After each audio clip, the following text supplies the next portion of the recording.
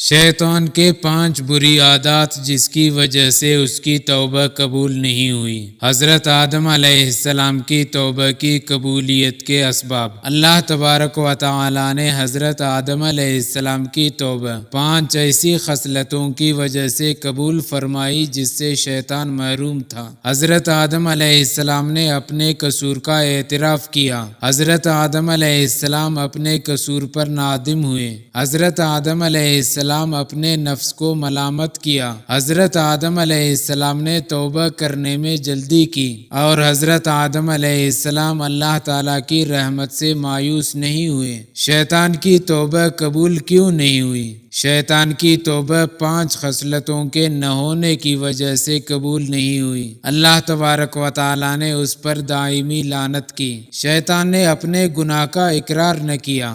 شیطان اپنے گناہ پر نادم نہیں ہوا، بلکہ تکبر کیا کہ یہ مجھ سے کمتر ہے اور میں اس سے افضل ہوں، اس لیے کہ میں آگ سے پیدا کیا گیا ہوں اور یہ مٹی سے، تو افضل کمتر کو کیسے سجدہ کریں؟ اسی وجہ سے اللہ تبارک و تعالیٰ نے اسے راندہ درگاہ کر دیے۔ شیطان نے اپنے نفس کو ملامت نہیں کی۔ شیطان نے توبہ کرنے میں جلدی نہیں کی۔ شیطان اللہ تبارک و تعالیٰ کی رحمت سے مایوس ہو گیا کہ اب میرے لیے معافی کی کوئی صورت نہیں۔ بس جس کا حال حضرت آدم علیہ السلام جیسا ہوگا، اللہ عز و جل اس کی توبہ کو قبول فرما لیں گے، اور جس کا حال شیطان کی طرح ہوگا تو اللہ عز و جل اس کی توبہ قبول نہیں فرمائیں گے۔ بس ہمیں یہ دیکھنا چاہیے کہ ان بری خصلتوں میں سے کوئی ایک بھی خصلت ہمارے اندر تو موجود نہیں کہ ہم توبہ سے محروم رہ جائے اور اللہ تبارک و تعالی ہمیں اپنے در سے نکال دے